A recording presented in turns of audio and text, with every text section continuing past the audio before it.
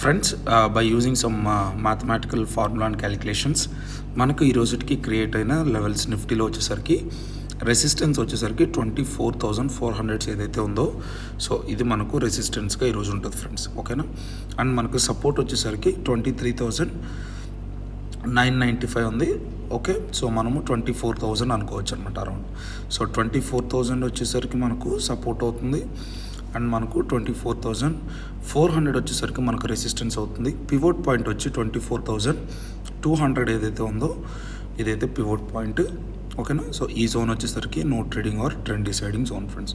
Okay, present market condition అయితే ఇలా ఉంది. ప్రీ మార్కెట్ ఓపెనింగ్ బేస్ చేసుకొని ఎలాగ ట్రేడ్స్ ప్లాన్ చేసుకోవాలో మాట్లాడుకుందాం ఫ్రెండ్స్.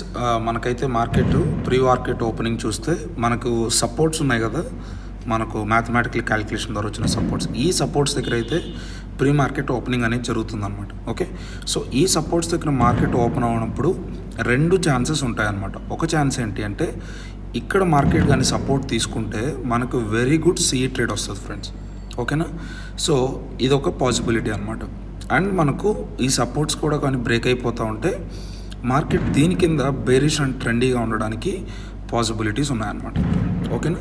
సో ఇక్కడ మనకు రెండు పాసిబిలిటీస్ ఏంది, ఇక్కడ మార్కెట్ సపోర్ట్ తీసుకుంటే very good very strong CE trade రావడానికి ఛాన్సెస్ ఉన్నాయి. లేదు మనకు ఈ సపోర్ట్స్ కానీ ఫెయిల్ అయితే bearish and trendy PE trades చేసుకోవడానికి పాసిబిలిటీస్ ఉంటాయి. మనకు క్యాండిల్ క్లోజింగ్ని కన్ఫర్మేషన్ చూసుకున్న తర్వాత ఏ స్ట్రైక్లో వెళ్ళాలి, ఏ ట్రేడ్స్ ప్లాన్ చేసుకోవాలనేది మాట్లాడుకుందాం ఫ్రెండ్స్. ప్రీవియస్గా మనం మాట్లాడుకున్నట్లుగా మార్కెట్ కానీ ఈ సపోర్ట్స్ కానీ బ్రేక్ చేస్తే మనము పీ ట్రేడ్స్ని ఇనిషియేట్ చేసుకోవచ్చు అని చెప్పాము.